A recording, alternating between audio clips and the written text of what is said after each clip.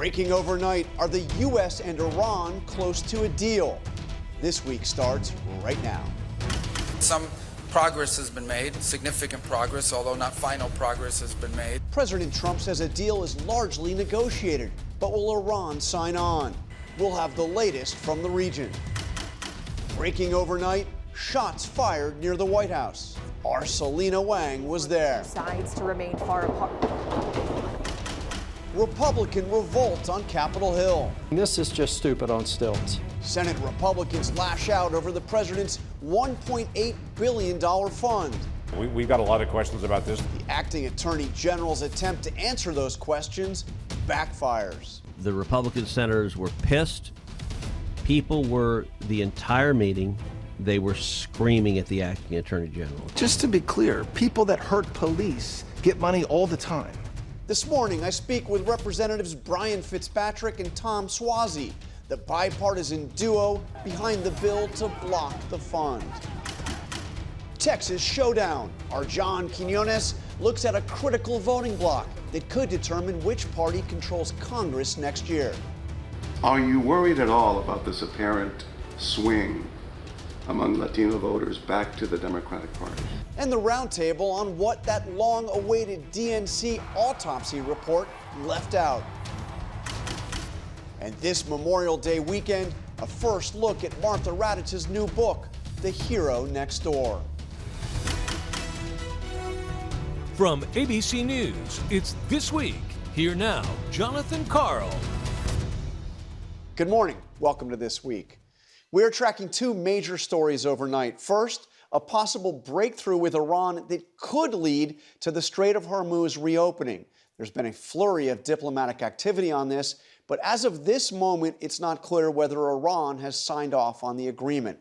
I just spoke with President Trump about this and asked if he has secured an agreement. He told me he couldn't talk about the deal, saying, quote, "It's totally up to me," and that if there is news, quote, "It's only going to be good news. I don't make bad deals." And here in Washington, we witnessed a tense moment at the White House late yesterday.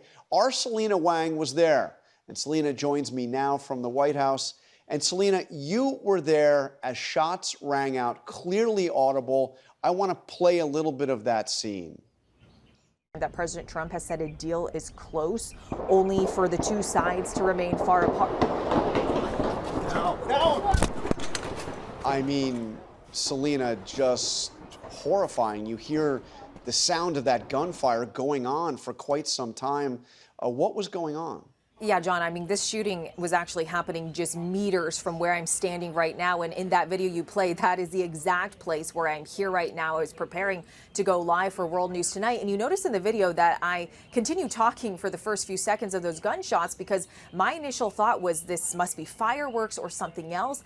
Then I heard to get down. So the team and I, we immediately dropped to the ground, ducked and covered. Then we heard Secret Service yelling for us to move, to sprint to the press briefing room. So that is what we did. We were running as fast as we could. The gunshot sounded so close. We were worried as we were running that the gunshots could actually be getting into the White House grounds. Then we were locked down in the press briefing room for more than 30 minutes. We actually went up live for live shots from the briefing room. And then we slowly started to get more information. We're allowed back outside. The president posting early this morning, thanking law enforcement and Secret Service for their quick response on the scene. And we understand that the president was in the Oval Office with some of his aides at the time of that shooting, which took place just a block away. What do we know about the shooter? Yeah, the shooter is 21 years old, according to law enforcement, and he actually has a history of incidents involving the White House and was actually arrested in the past for trying to enter a White House checkpoint, John. All right, before you go, let's get to what you were talking about at the time those shots went out, this possible agreement with Iran. Details are unclear. What have you heard? I already hear some of the president's allies unhappy with what they're hearing about the emerging possible agreement. That's exactly right, John. We are hearing some alarm and concern from some top Senate Republicans, including from Republican Senator Ted Cruz. He is saying that he is deeply concerned about what he's heard about is in this deal. He says if the result of this is that the Iranian regime can still enrich uranium, develop nuclear weapons, and have effective control over the Strait, he says the outcome would be disastrous. Now, still unclear what is exactly under discussion. We know that a key sticking point has been Iran's enriched uranium. What is going to happen to the future of the nuclear program? The big question hanging is this all just going to lead to a longer pause, or will it lead to a permanent end to the conflict? Now, Secretary of State Marco Rubio, early this morning, he indicated there could be some announcements and breakthroughs made in the next few hours, but he said significant progress has been made, not final progress. All right, well, certainly unclear now whether or not this agreement is there. We also have heard criticism from the top Republican on the Foreign Relations Committee in the Senate, who says it might not be worth the paper it is written on, and even President Trump's former Secretary of State, Mike Pompeo, already criticizing a deal that hasn't been announced. Selina, thank you very much. Our James Longman is in the region with reporting on what Iran is saying about any deal. Hey, James. Hi, John. Well, although it's still unclear what is in this deal, this may essentially just be an extension of the ceasefire while moving to reopen the Strait of Hormuz. Iran's foreign minister has said there'll be a 30 to 60-day period during which the main issues will be discussed. Iran, of course, has been pushing to end the U.S. blockade of its ports, free up frozen assets, and end the war on all fronts, including Lebanon, while the U.S. wants Iran to give up its enriched uranium. There's been a flurry of diplomatic activity over the weekend with delegations from Pakistan and Qatar, both in Tehran. But there was a feeling here that a return to war was imminent. But sources in Israel, which has been largely shut out of the negotiation process, tell ABC News that the emerging deal appears to be bad as far as the Israeli government is concerned, because it signals to the Iranians how effective their closure of the Strait of Hormuz has been. Israel has been pushing for the U.S. to return to war and retrieve Iran's enriched uranium by force, but it seems the U.S. is convinced that more time for diplomacy is needed. John. All right, thank you, James. We turn now to Republican defiance. That's a phrase that hasn't been heard much around Washington for a long time, at least not when talking about Donald Trump. But this week, in both the House and the Senate, Republicans defied President Trump. In the Senate, for a while, it looked like open revolt. Republicans from the Senate leader on down criticizing Trump's so-called anti-weaponization fund. The former Republican majority leader, Senator Mitch McConnell, saying, quote, "So the nation's top law enforcement official is asking for a slush fund to pay people who assault cops? Utterly stupid, morally wrong, take your pick." When Acting Attorney General Todd Blanche went up to explain it to Republican senators, the rebellion only grew. Senator Ted Cruz described it as one of the roughest meetings he's seen in his entire time in the Senate, with Republican senators, quote, screaming at Trump's acting attorney general. After that, the Senate canceled plans to vote on Homeland Security funding. There was defiance in the House, too, on a planned vote to end the Iran war unless Congress authorizes it. That vote was abruptly canceled, and the House sent home for a recess after it became clear that Speaker Mike Johnson just didn't have the votes to defeat it. And the remarkable thing about all of this is where the week started. A week of major political wins for President Trump, including the ousting of his nemesis, Thomas Massie. Both houses of Congress are off now on recess, but as our Jay O'Brien reports, the Republican revolt is not over. Accustomed to keeping his party in line with demands of unyielding loyalty, President Donald Trump now struggling to tamp down on an extraordinary Senate Republican uprising. I just wanted to explain it to us. We don't have any details. There were fireworks at an epic level. There were a lot of Republican senators who were just pissed. The flashpoint, a $1.776 billion fund to compensate President Trump's political allies, designed to pay out claims to anyone alleging they were targeted by what Trump has branded the weaponization of the Justice Department. An unprecedented pot of money created without congressional approval from Trump's settlement with his own IRS over the 2019 leak of his tax returns. I think that there are and will be, continue to be, a lot of questions around that the administration is going to have to answer. Topping the list of Republican concerns, applications for payments from the fund would likely include some January 6th rioters, including those who attacked and injured more than 140 police officers. I wouldn't give it to people who assaulted cops, no. These people don't deserve restitution. Many of them deserve to be in prison. This is just stupid on stilts. Some of the same senators Trump branded disloyal and spent months trying to drive out, now hitting back with the harshest criticism. Like Louisiana's Bill Cassidy, who lost his primary last week after Trump endorsed a challenger, writing, "People are concerned about paying their mortgage or rent, affording groceries, and paying for gas, not about putting together a $1.8 billion fund for the president and his allies." The White House dispatching Acting Attorney General Todd Blanche to quell the dissent. People that hurt police get money all the time. But Blanche unable to win over the senators. Sources tell ABC News even some of Trump's most vocal defenders in public were privately irate, warning Blanche the fund could cost them the Senate in November. One lawmaker telling the acting attorney general, quote, "You created this expletive sandwich, you gotta figure it out." The standoff sending Republican lawmakers rushing home for Memorial Day and scuttling Republicans' plans to pass a $72 billion budget bill to further finance the president's immigration crackdown. Or on this weaponization fund, was this a blunder, in your opinion? Well, it made it much more complicated. It's the latest crack in the president's usually iron grip on Capitol Hill.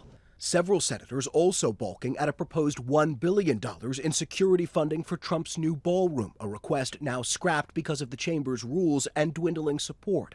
But the president shrugging off concerns when asked if he's lost control of Republicans in Congress. I don't know. I really don't know. I can tell you, I only do what's right.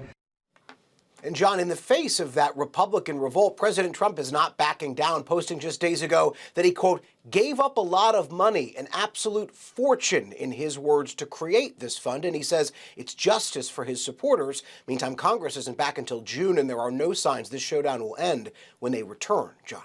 All right, Jay, I think you're absolutely right about that. This is not one that President Trump is going to back down on anytime soon. All right, Jay, thank you very much. I'm joined now by the bipartisan duo who've introduced the first bill to try to block the anti-weaponization fund.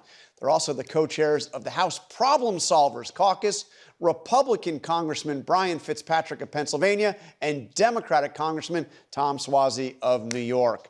Congressman Fitzpatrick, let me start with you. As I understand it, your bill would prevent a single dollar to be paid out from this fund to anybody.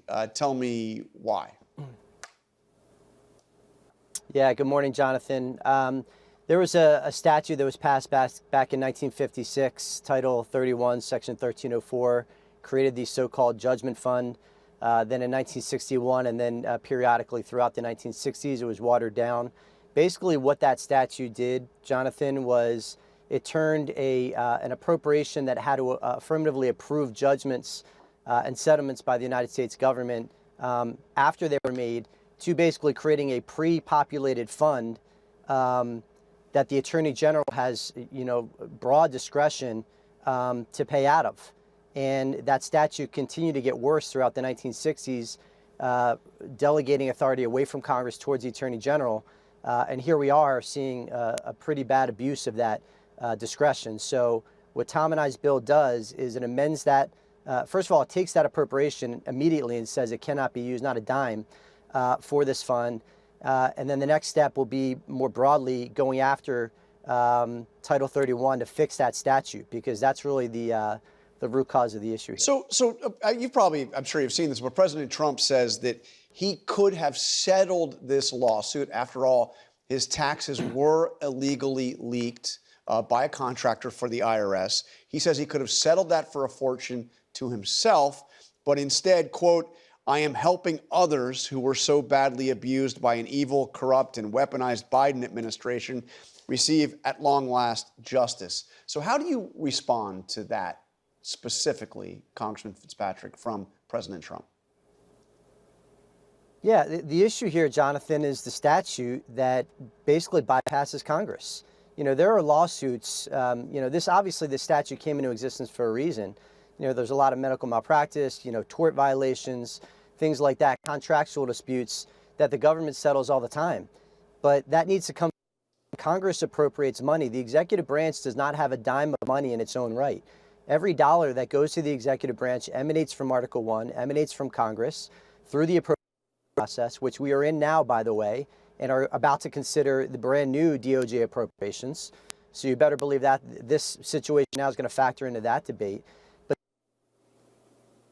all right, little technical difficulties there. It has to come before Congress. All right, Congressman Suozzi, I assume that Speaker of the House Johnson's not going to voluntarily put this on the floor. What's the game plan? How do you get this through? Listen, it's really up to the Republicans to join with the Democrats. Everybody knows this is wrong. As Mitch McConnell said, this is either utterly stupid or morally wrong. And that's the purpose of the checks and balances in government, so that one branch of government does something stupid or wrong, the other branch holds them accountable. And this is clearly the wrong thing to do. Nobody supports this idea, especially in the context of all the problems Americans are facing with the cost of living. They don't want to see a $1.8 billion fund to pay people that beat up cops.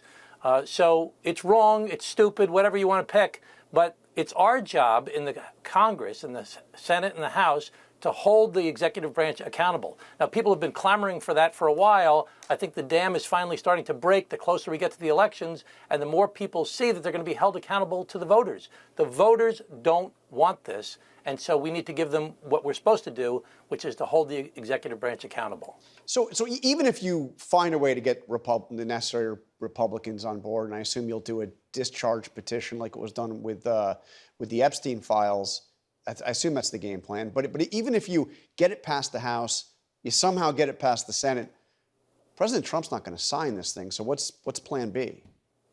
I mean, he's going to veto it, right? I think that, yeah, this is clearly one of those things that I think there will be overwhelming bipartisan support once we can get the discharge petition done, if necessary. So I think that, you know, if you look at the polls, if you talk to your constituents, everybody's upset about the cost of living, about gas prices, about groceries. They don't want to see $1 billion for a ballroom. They don't want to see $1.8 billion for a legal fund that's going to pay off the president's buddies or the insurrectionists from January 6th. They want us to focus on the things that affect their lives. And this is just an abuse. And again, I go back to the same thing because, you know, it's Mitch McConnell saying it. Utterly stupid, morally wrong, take your pick. So Congressman Fitzpatrick, how many of your Republican colleagues support this? Well, a lot of them tell me they support it. We'll see how many actually, you know, join us in the effort by putting pen to paper and putting their name on it. But you know, that remains to be. Yeah, but let me ask you about that. 'Cause if you succeed here the way Massey did, the way Congressman Massey did in getting that Epstein discharge petition, forcing a vote on that, are you prepared for Donald Trump's wrath? I mean, look what he did to Massey. This is about representing our constituents. You know, I represent a very minded district in Bucks and Montgomery counties, Pennsylvania, and they're going to get independent-minded representation. They don't like this fund. They don't like money going to the ballroom, and their voice is reflected on the floor of the House. So I don't worry about, you know, any outside criticism. Everybody's got a job to do. Everybody's free to speak their mind. I don't criticize anybody for offering up their opinions, but, you know, my job is to represent the people that sent me here, and I'm going to do that. And what is I just want to say that. Go ahead. I want to just say, John, that Brian has demonstrated this before. He signed other discharge petitions, and other Republicans have joined him on different issues, especially over the past few weeks, whether it comes to Ukraine or whether it comes to some labor issues. We are willing to stand up, and we need our Republican colleagues like Brian, who's done it before, to stand up and say, this is right and that is wrong, and we need to work together to make our country a better place and focus on the things that people care about. And how hot a political issue is this? I mean, judging by the reaction in the Senate, Republicans speaking out in a way we haven't seen them speak out, I get the sense they're concerned about the political impact. Yeah, I think the closer we get to this election, the more you're going to see, the closer we get to the election, and the more we see this administration not being in touch with what the real issues are. The real issues, everybody, you know, it's reported every day. We talk to our constituents, you look at polls. The real issues are about the cost of living. And this is not something that is in keeping with that. This is not something that is being in touch with what people are going on. You know, Bill Clinton was famous. They would say, "I feel your pain." Well, this administration needs to feel the pain of the American people. And paying off people on January 6th that beat up cops. I mean, there's one story that I like to tell over and over again. There's a cop was being beat up on January 6th. People saying, kill him, kill him. And this guy comes up, Daniel Rodriguez. He sticks a taser in his neck and tases the police officer. The police officer has a heart attack and now has brain damage from that. This guy went on social media and said, I just tased the you-know-what out of the blue, and I got away with it. He ended up getting 12 years sentenced. The president pardoned him. Now they want to give him money? It's crazy. All right, Congressman Tom Suozzi, Congressman Brian Fitzpatrick, thank you both for joining us. We'll be following your efforts. Up next, we're just days away from the Republican runoff in the Texas Senate race. But could Latino voters who went for Trump in 2024 flip the states to Democrats in November? Our report from South Texas.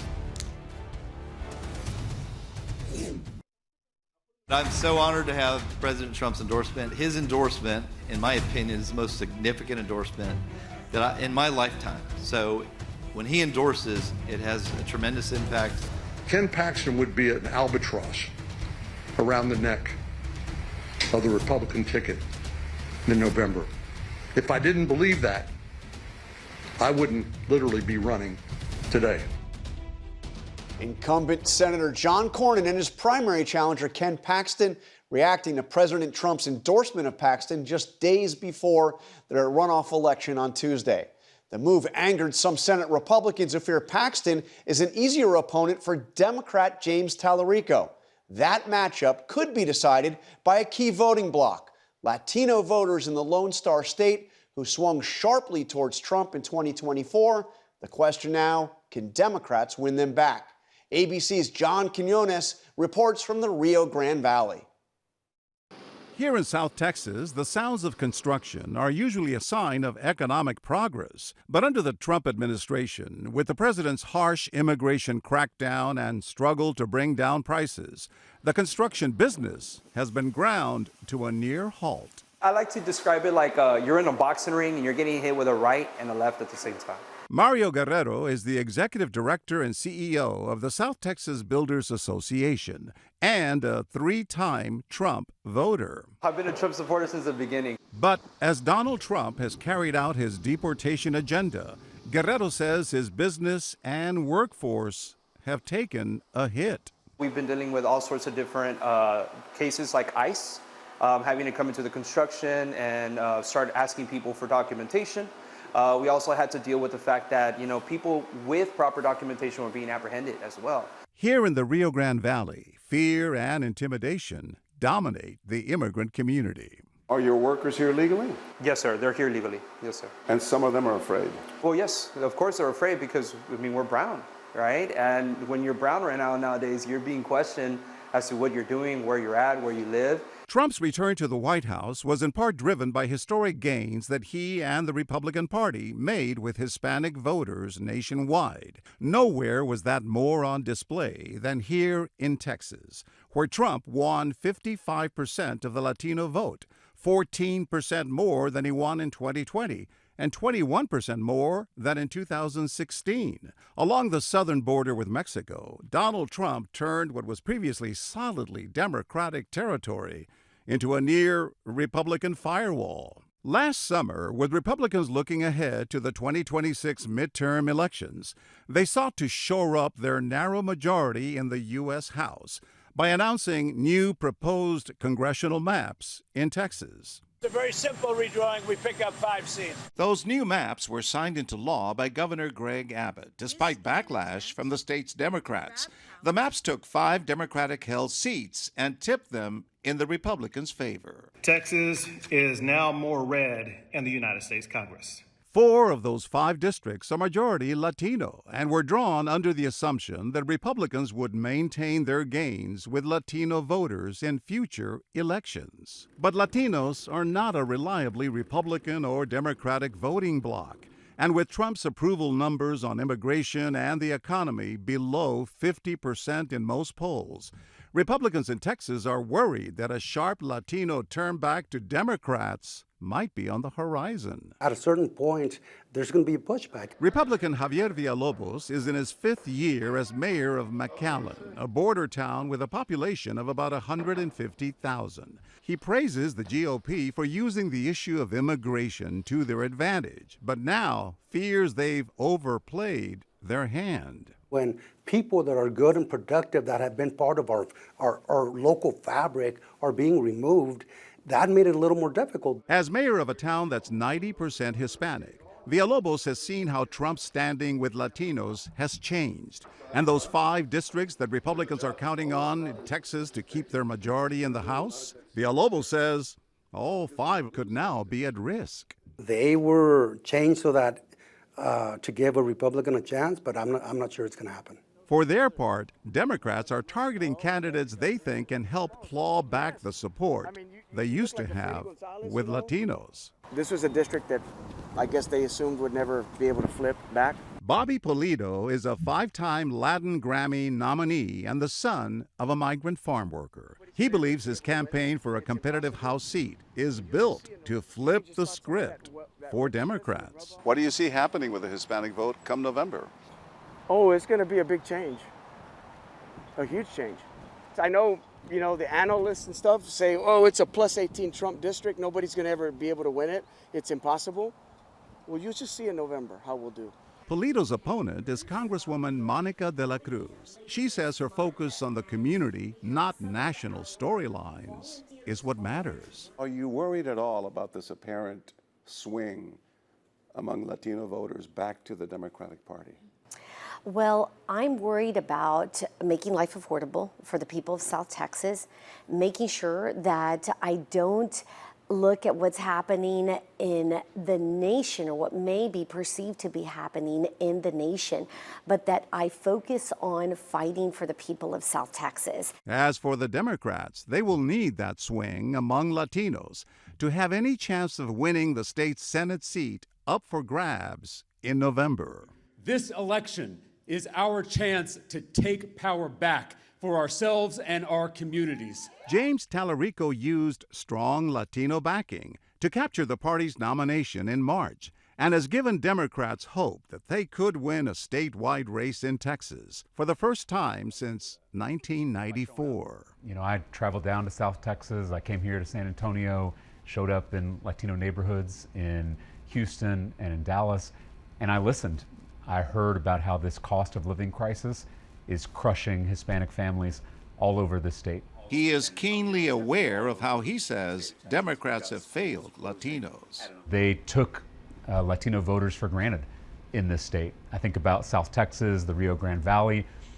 The Democratic Party nationally just assumed that those voters were always going to vote for Democrats. And there's nothing worse in a democracy than taking a voter for granted or taking a community for granted. The huge prize at stake is a Latino vote that's splintered but not shifted. And that makes it one of the most powerful and unpredictable forces for November's midterms.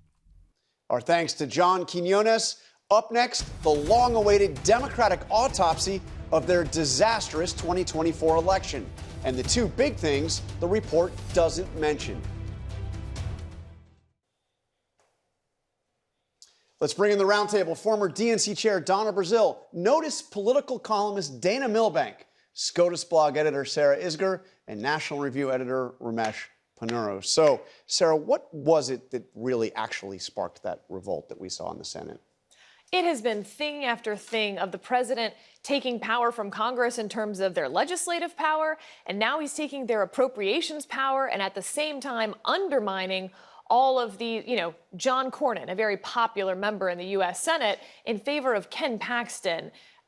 Nobody in the U.S. Senate wants to serve with Ken Paxton, and more importantly, they feel that having Ken Paxton as the nominee in Texas could cost them the seat in Texas. Maybe even more importantly than that, the $200 million they'll have to spend in Texas defending that seat will cost them the seat in Maine, in North Carolina.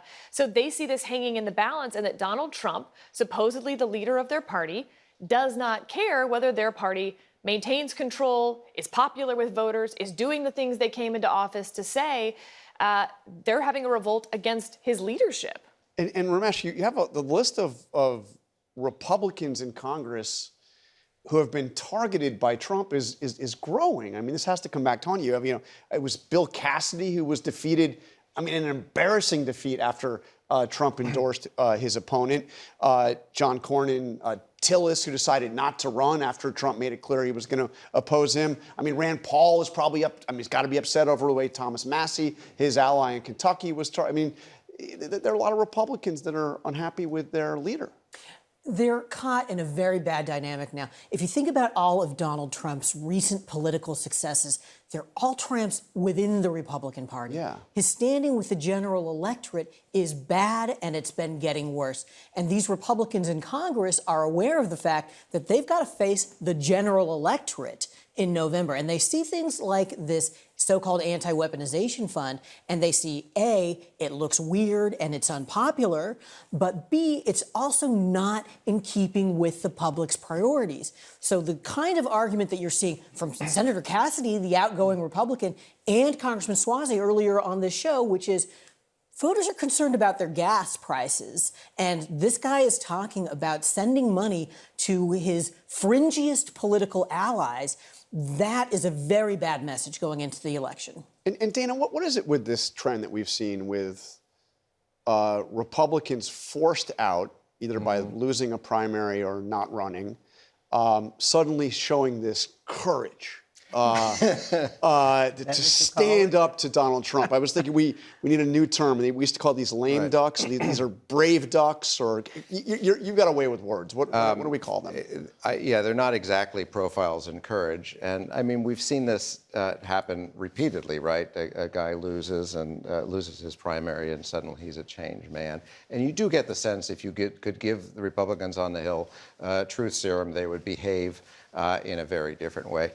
There is a chance that it does change after the primary season is over, when Donald Trump can't hurt them anymore. And I do think that this rebellion, I don't want to get too excited because we've seen these rebellions happen before and fizzle out, but it's not about like, we're standing up for our Article 1 prerogatives. It's, as Ramesh was saying, it's because they're worried that their hanging is coming in November, and the president has come. He says, I'm not concerned about the financial situation of Americans, but it turns out he is. He's concerned about Mike Lindell's financial situation and Enrique Tarrio, and he's, so at the same time, people are worried about groceries and gas and healthcare and housing.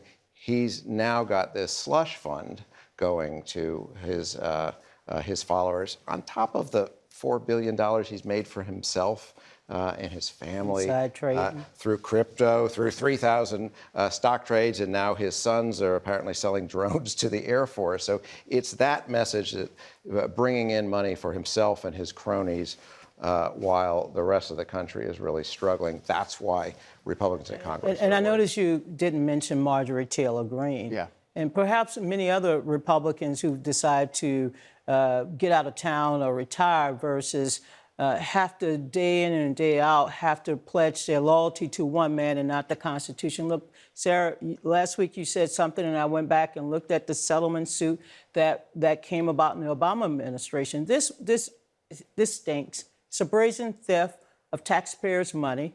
This is a settlement that was created in the back room. The president was dealing with himself, dealing with his administration, and now we're being told that Congress will not be able to overturn this, but Congress may be able to get one of the 5 people that will be able to dispense the funds. Consulting, still appointed by the Attorney General, but they will be able to consult. Many of the men and women who were assaulted that day at the Capitol, I knew, not only as a former congressional staffer, I knew because they are men and women of valor, and this is very disrespectful to them. But look, Donald Trump knows how to wield power. And if you don't follow him, and if you don't suck up to him, and if you don't agree with everything he says, guess what? He's coming for you. So the note to Democrats, guess what? He will treat Republicans the same way he's treating us.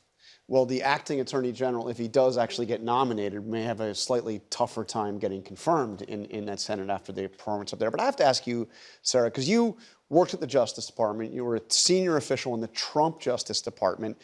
We are seeing something play out right now where they are actually erasing the records of these cases against these people who were convicted of violent attacks on police officers. I think we have a website here. This had been on the DOJ website. This is about one of the people convicted who used a bear spray against Capitol police officers. And now if you go to the website, you get an error page. It's been erased. And when this was pointed out, the Justice Department basically said, damn right, we're taking down the propaganda. They're erasing the memory and the record of what happened on January 6th. Yeah, I mean, he who controls the history controls the future. This is a problem for the Department of Justice, and hopefully Congress will actually fix it. I mean, as you heard from those two members in the Problem Solvers Caucus, this is up to Congress. They created this permanent and indefinite judgment fund. I talked last week about how Barack Obama had abused that at the time in the first Trump Justice Department.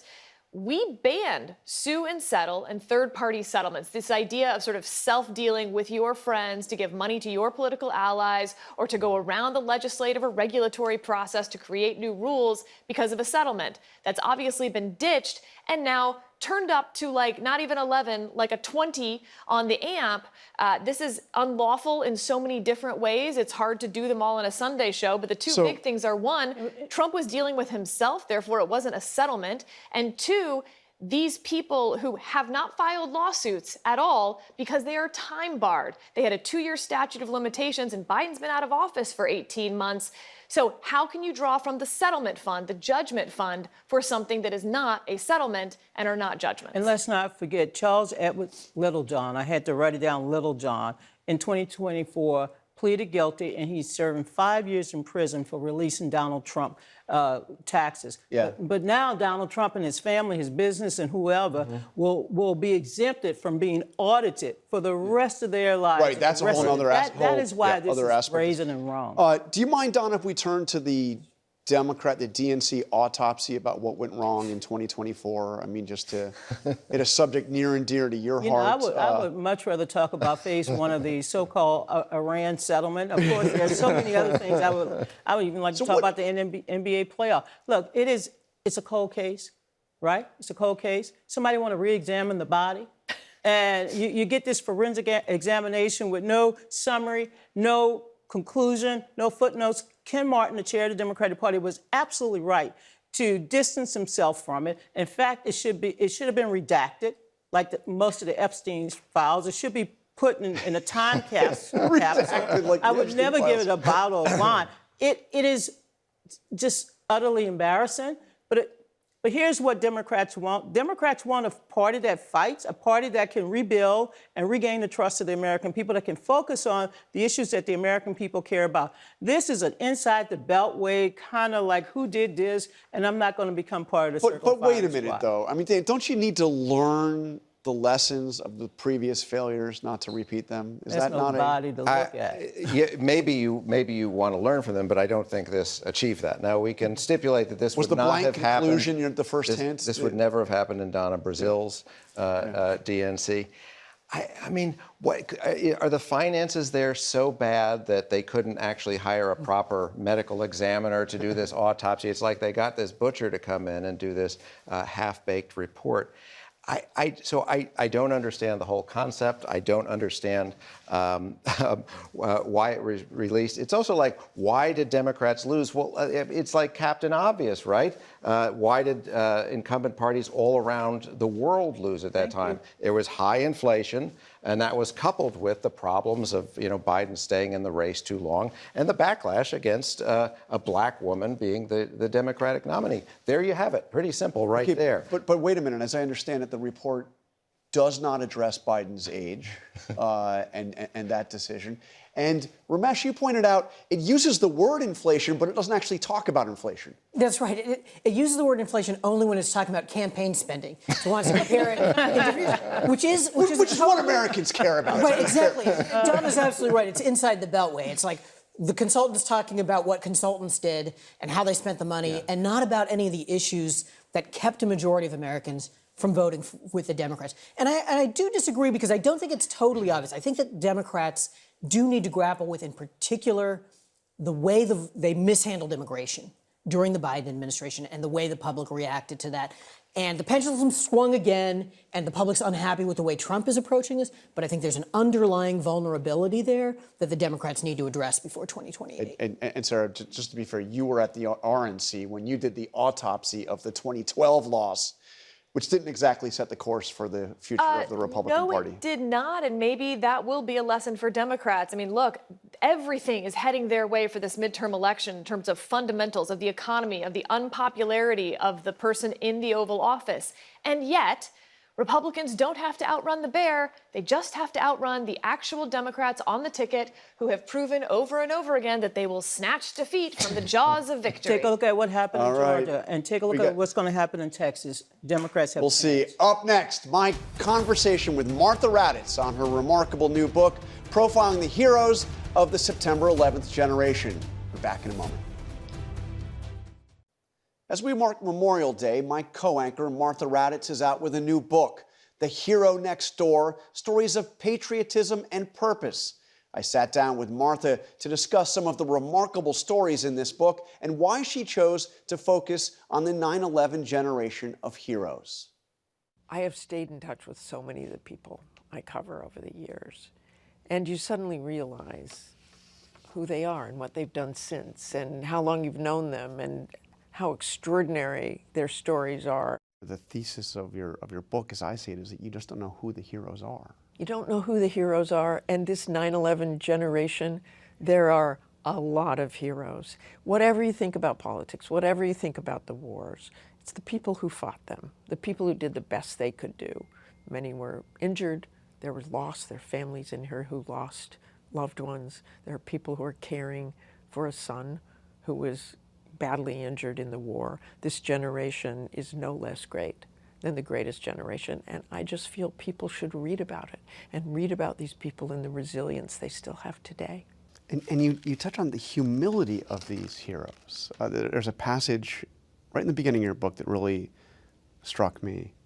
The one sure way to spot a hero may be to look for the ones who insist they aren't. Exactly right. I mean, I think people think, oh, there's our superhero. Yeah. They're going to be this big brawling Marine or, you know, the guy, cocky guy moving down the street. It is rarely those people. It really is. And the ones I have met are really these quiet heroes who want to say, no, he did most of the work, or it was the teamwork, or all of us together. And that's true. That always is. But there's always somebody who's leading the way, and that's what has happened with these people. And you talk about a Sergeant Little who you saw in Iraq who terribly injured, lost both of his legs, and you end up at his bedside in the hospital, and at one point you turn to him and you say, when did you realize you were so badly injured? And his line, I mean, I almost teared up reading it.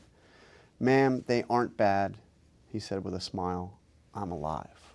Exactly. What would be anybody's worst day of their life was Mark Little's best day, he said, because he lived. And that is how he has lived ever since. He got blown up by an IED. I was actually there when he arrived in the medevac helicopter to the combat support hospital. It was gruesome. It was gruesome. And yet he was saying, you know, man, my mom's going to kill me. She didn't know I was in danger. Oh, my mom's going to kick my ass. Your mom's going to kick your ass. He continued on in the Army, believe it or not, and not out there patrolling the streets of Baghdad, but he served. He continued to serve. And when he got out, he started something called Warrior 360, which helped veterans get money immediately. He walks on prosthetics now. He's married. He is the happiest guy you will ever meet. Incredible. There's something that comes through in this book, and that is you have a reporter's eye for detail, and you write about going to the 20th anniversary ceremony of 9/11 at the Pentagon, and you notice these two guys in the audience, and you take a picture of them. Tell me about that. I didn't know anything about them, but I wanted to share that picture with them because it was clearly an emotional day for them, and I got their information. Kevin Schaefer, Steve Workman, didn't ask them what had happened. I vaguely said, you know, he was in the Pentagon and he survived. But I didn't want to intrude on their moment. And then I got a call from the CIA saying that Kevin Schaefer, because of that photo, because of that moment, because I didn't intrude, I think, wanted to share his story with me and the remarkable story about what he had done since that day. Kevin was horribly burned in the Pentagon. He barely survived, and he was the only survivor in his group in the Navy Command Center that day. There were 42 people that were killed in his unit? He was the sole survivor? He was the sole survivor around that area, absolutely. Barely found his way out. And Steve Workman is that guy who ran towards the fire and smoke to see if there was anybody alive, and found Kevin Schaefer, skin falling off his arms, his chest, his uniform melted to his chest, and pulled him out of there and did everything he could to keep Kevin alive. And Workman visited him every single day until he got out of Walter Reed. And what's amazing about this story is, first of all, Steve Workman had never told that story until you were working on this book. I found him. But the other part is that Schaefer played a critical role in the hunt for Osama bin Laden. So it's the reason the CIA called, because Kevin, unbeknownst to me certainly, and almost everybody else, had gone to work years later for the CIA, and he ended up on the high-value target team looking for bin Laden. So Kevin Schaefer, who bin Laden almost killed, watched bin Laden take his last breath as he watched in real time that raid by the SEALs while sitting at the CIA. One of the first people he called, Steve Workman. Steve Workman. We got him, man. I might not be able to tell you this right now, but we got him. Go turn on your TV. Incredible. And Martha has many more compelling stories in her book, including the military families who have sacrificed so much. The Hero Next Door is out on Tuesday. That's all for today. Thank you for sharing part of your Memorial Day weekend with us. I hope it is a meaningful one. Check out World News Tonight and have a great day.